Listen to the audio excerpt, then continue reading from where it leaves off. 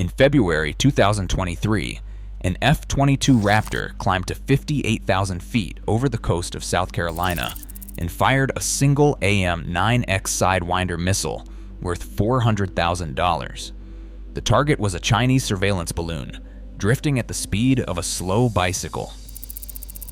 That specific kill remains the only air-to-air engagement the F-22 has scored in 20 years of operational service. The exact same year, on the other side of the world, a $20,000 Iranian Shahed Un-36 drone burned out a Ukrainian power substation, followed by another a week later, and another a week after that. Forget the lazy narrative of cheap weapons defeating expensive ones. This is about how a $20,000 drone exposed a $67 billion structural blind spot that the Pentagon has been refusing to admit since 1991. The two systems were never designed to fight each other because they were engineered for two entirely different worlds.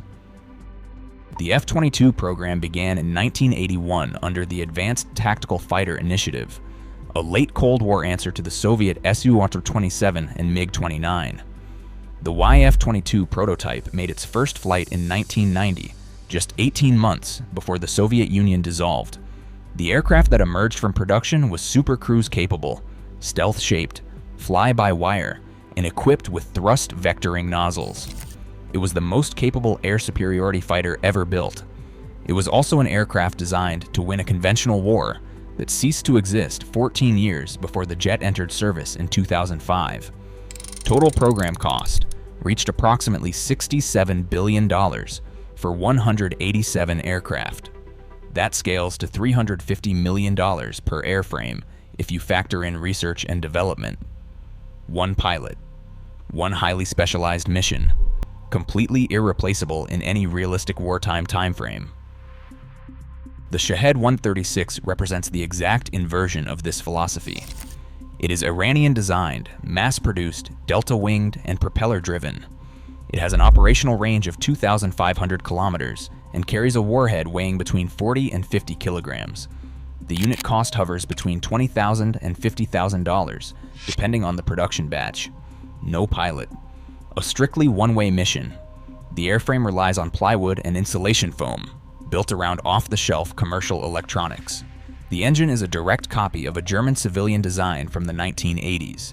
Russia has launched more than 8,000 Shaheds into Ukrainian territory since the autumn of 2022 and is now manufacturing its own domestic variant, the Garin 2, inside the Alabuga Special Economic Zone in Tatarstan.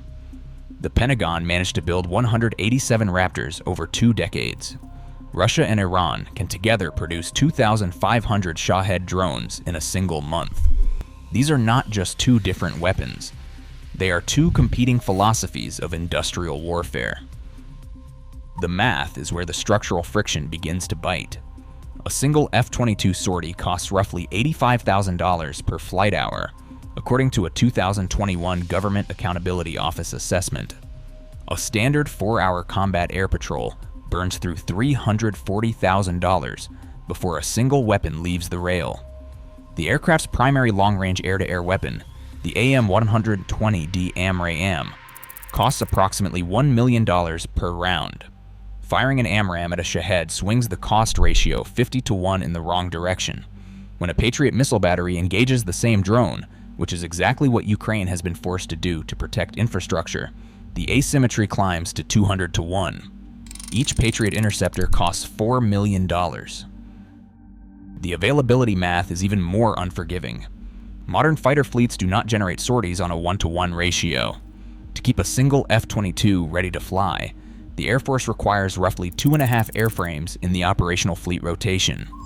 185 operational Raptors translates to perhaps 75 aircraft, actually mission-capable on any given day. Spread across Pacific, European, and continental American commands, that is no longer an Air Force.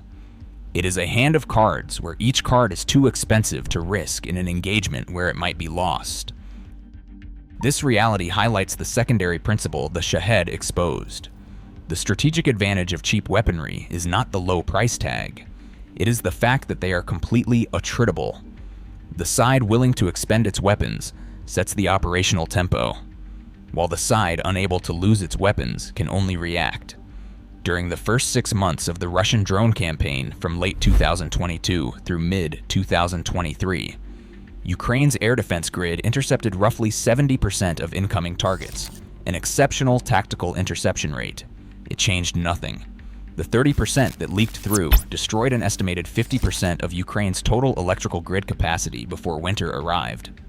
Distribution substations in Kiev, Kharkiv, Lviv, and Odessa went dark for weeks. Hospitals ran on diesel generators while subways turned into bomb shelters. The Ukrainian power engineer became the most strategically critical profession in the country. Mass overwhelmed precision. Volume overmatched quality. A weapon that could be replaced for the price of a used car was systematically breaking a national infrastructure grid worth tens of billions. The F-22 has never been deployed inside the engagement envelope of an active S-400 battery. It has not flown over Kaliningrad, nor over Syria after the 2018 escalations, and it stays clear of Ukrainian airspace. The Air Force will not risk an airframe worth $350 million and one irreplaceable pilot against a Russian air defense network whose real-world lethality cannot be modeled with total certainty. The Raptor's stealth signature might defeat the S-400 acquisition radars, or it might not. The Pentagon has chosen not to find out. There is deep historical precedent for this institutional paralysis, and it is far older than aviation. In 1916, the Royal Navy's dreadnought battleships were the most expensive weapons on Earth. After the Battle of Jutland, where the Grand Fleet lost 3 battlecruisers in a single afternoon, the surviving force sat idle at Scapa Flow for the rest of the war. Losing a dreadnought was politically and strategically unacceptable. The fleet existed on paper, but it could no longer fight. 25 years later at Pearl Harbor, Japanese aircraft that cost $30,000 sank American battleships worth $80 million in a single morning. The era of the capital ship ended before lunch. The lesson remains consistent across a century of industrialized warfare. The more a weapon costs, the less it gets used. And the less it gets used, the less it influences the outcome of the war.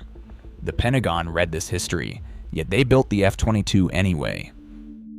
This brings the structural analysis to the $67 billion mistake. The mistake was not the mechanical engineering of the F-22. The aircraft works exactly as intended. The mistake was the doctrine underneath it, specifically the institutional belief that small numbers of exquisite, expensive platforms could win any kind of war the United States might find itself fighting. That doctrine has an official name inside the defense establishment. It is called the silver bullet concept. The F-22 was its absolute purest expression. The original 1991 procurement plan called for 750 Raptors. By 1993, that number dropped to 648.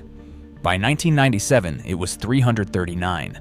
By 2003, it was 277. By 2009, it hit the final wall at 187. Each successive reduction was the Pentagon admitting, quietly and without public acknowledgement, that the doctrine did not match the wars America was actually fighting. The invasion of Iraq did not need Raptors.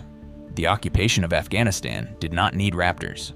The counterinsurgency campaigns of the 2000s had no use for them. Meanwhile, the peer conflict against China that justified the entire program kept receding into a hypothetical future. In 2009, Secretary of Defense Robert Gates capped production at 187 airframes.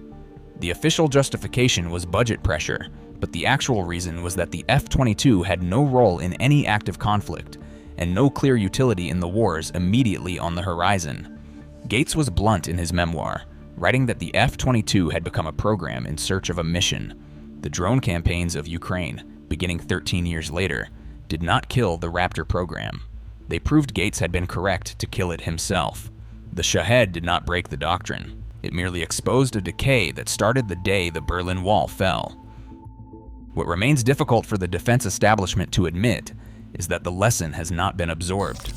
The Next Generation Air Dominance Program, the formal F-22 replacement known as NGAD, was designed as another silver bullet. It called for larger range, deeper weapon bays, advanced stealth, and an estimated unit cost approaching $300 million. In the summer of 2024, the Air Force quietly paused NGAD development because the projected cost could no longer be justified within a realistic defense budget. The exact same doctrinal trap that produced the F-22 was being walked into for a second time. What is growing instead is the Collaborative Combat Aircraft Initiative. This program focuses on attritable drone wingmen costing $20 to $30 million per unit, designed to fly alongside crewed fighters and absorb the physical risk that the human-piloted aircraft cannot afford to take. The program is the Pentagon's slow, unacknowledged admission that the silver bullet model is obsolete. It is not yet a complete doctrine, but it occupies the space where a new doctrine will eventually emerge.